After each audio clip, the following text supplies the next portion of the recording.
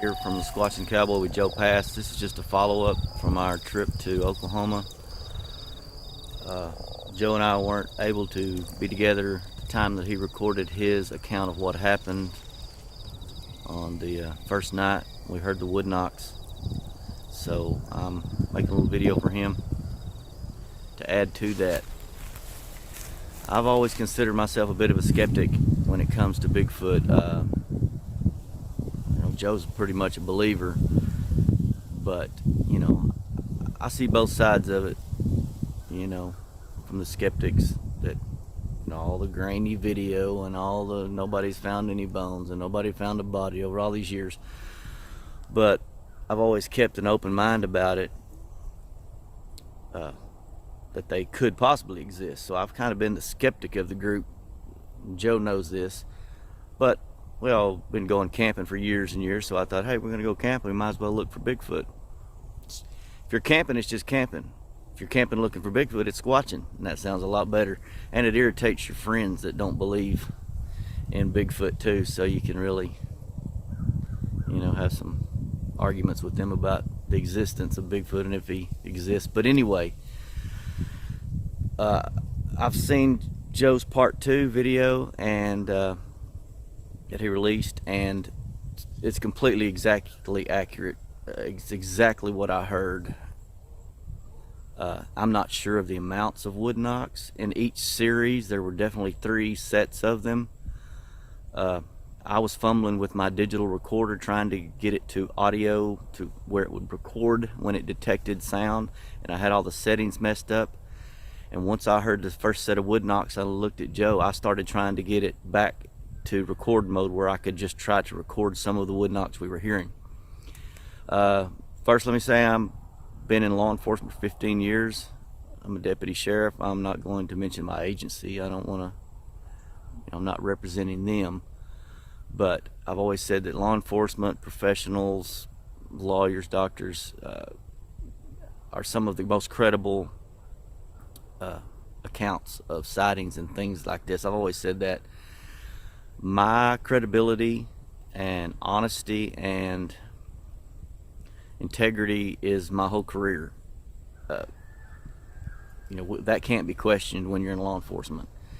With that being said, I want to tell you my account of what we heard. And I've told Joe, we can squatch and camp and look for Bigfoot the rest of our lives and never hear anything, never find a footprint, never have a sighting. It's just probably what'll happen. They're too rare. They're not that many of them, I don't think. It's like finding a needle in a haystack. Well, on our first night in Oklahoma, all that changed, brother. I'm telling you. You got to watch part 2, what Joe heard. I'm not going to repeat it all. It's exactly accurate, and his account was right on point. But I want to emphasize how close these wood knocks were. 50, 75 yards maybe, and that's not very far when you're talking about thousands and thousands and thousands of acres that we were on. And this is private land. These aren't people out there camping and people tromping through the woods. They were so loud, so clear, so solid, just that they only could have been made by something with arms that could swing a big, heavy, thick stick. I mean, I can't express how solid they were, how loud they were. The space in between each one was exactly the space it would take to hit a tree, draw back, hit a tree, draw back, hit a tree, and then pause to get a better grip or maybe listen, and then they started again. That's exactly what we heard. And I mean, the closeness and loudness of it, I can't even start to express. If we'd have heard a little knock, knock, knock way off in the woods over the hills, I might could, it might have could have been something else, but it was a person or it was a Bigfoot. There's nothing else it could have been that could swing and hit a tree like that. With that being said, we had already been all over that area on an ATV that day. We've been all up in the trails. There's ATV trails, there's roads, there's all through there. We didn't see a single other ATV, vehicle, person the whole time we were on this private property. There was just no one out there. And the next morning we went exactly where we heard the wood knocks and looked. There's no signs of human activity. Nobody could have got in there at 12, 2 o'clock in the morning, whatever time it was, without us hearing a vehicle. Nobody could be camping without us smelling a campfire, seeing a campfire or something. It was not a person. There's no way they could have got up in there. That being said, I'm almost a 100% believer now. I can't find any reasonable explanation for those wood knocks that we heard. The search continues. I can't wait to get back up there now. Thank you.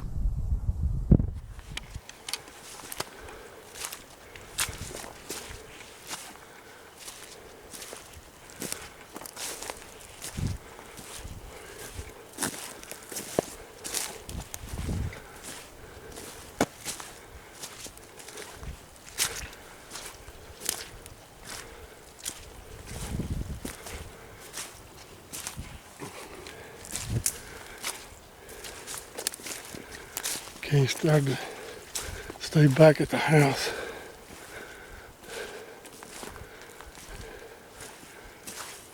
So I'm out here by myself.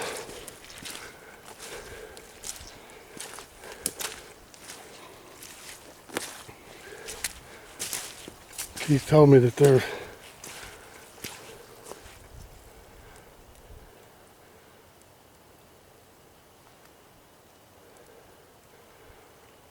been a mountain lion spotted out here. And guess what I did? Forgot my pistol. Not that it probably would have done a lot of good against a mountain lion.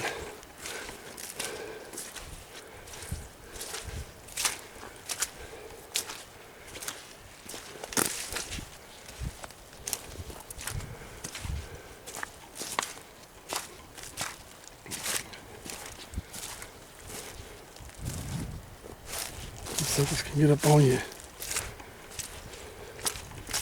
before you even know it.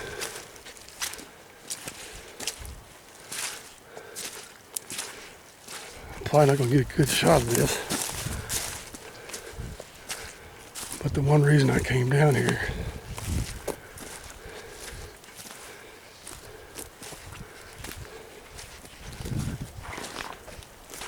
is to get a shot of the sun going down.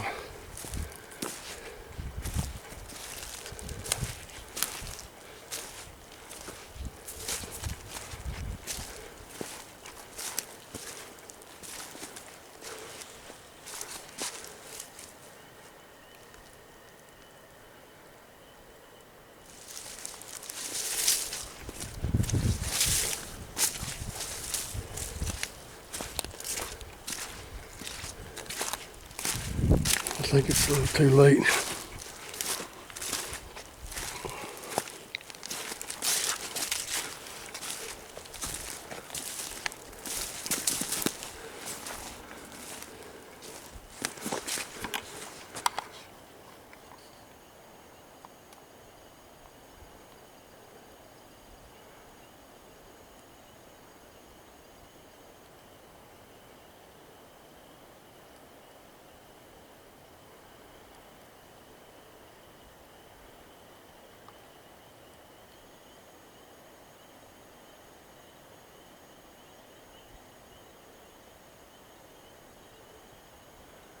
Bigfoot, Oklahoma.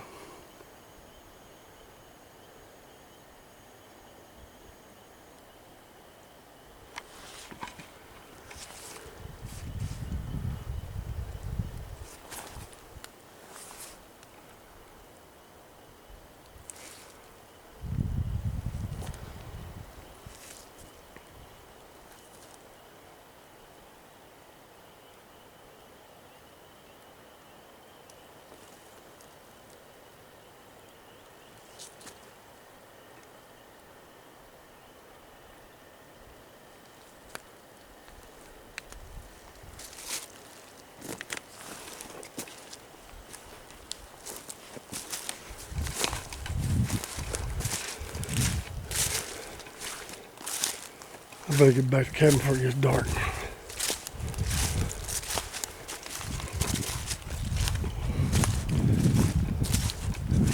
I just can't believe that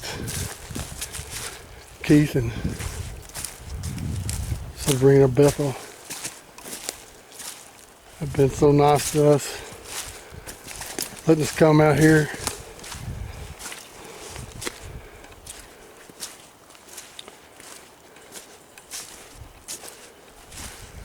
Searching for Bigfoot.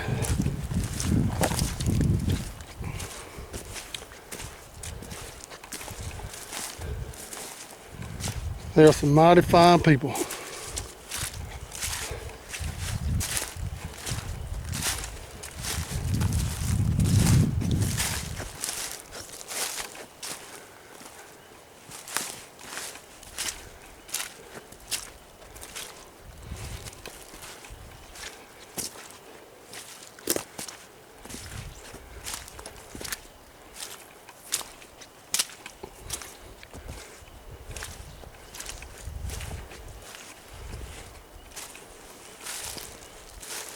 We picked up 2 trail cams so far. The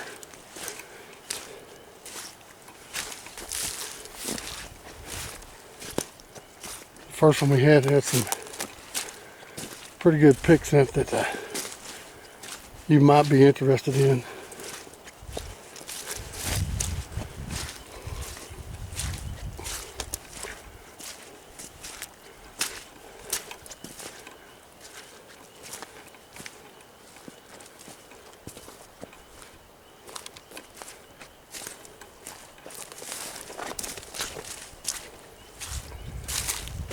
I've been looking for tracks. It's mostly rock out here. It's hard to find any tracks on rock.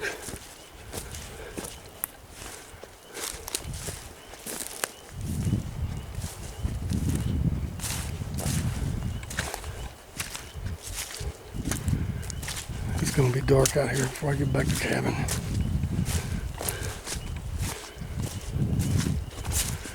I'm gonna keep on filming until can't see anymore.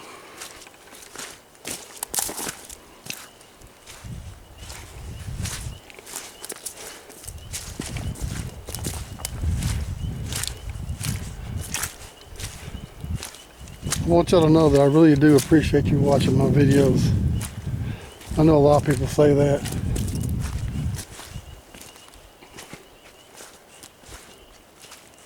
But when I first started this, I didn't even think I'd have this many subscribers.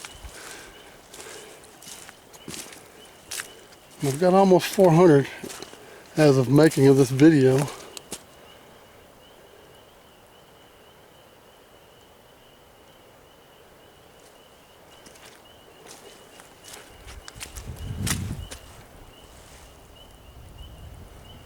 I see something move back over there.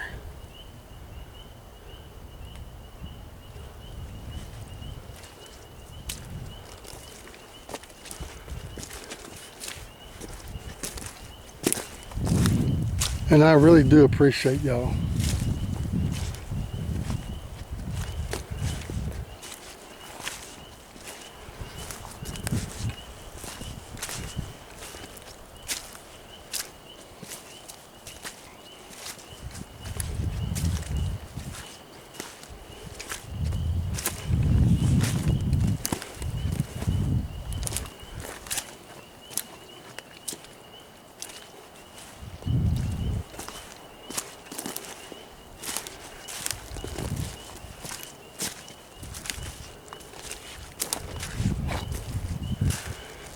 I don't know how long I'm going to be able to do this.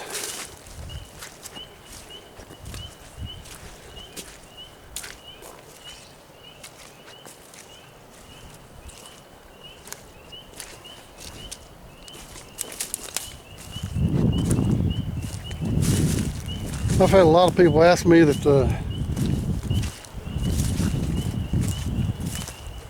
why don't I start up a group, an organization. And I just kind of wanted it to be me and Kenny at first. And of course my wife when she goes out with me. But I'm seriously thinking about like making a chapter of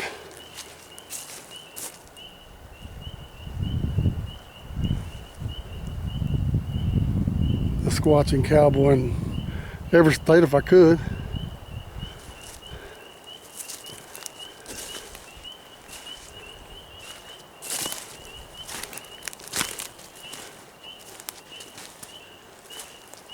Keith and Sabrina would certainly be my Oklahoma branch of the Squatchin cowboy. If you think I should, leave a comment down below. I made it back to the cabin.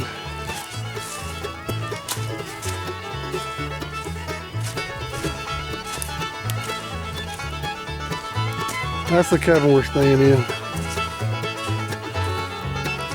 Doesn't have running water or electricity, but it's got a hookup where you can hook up a generator and run electricity off of it.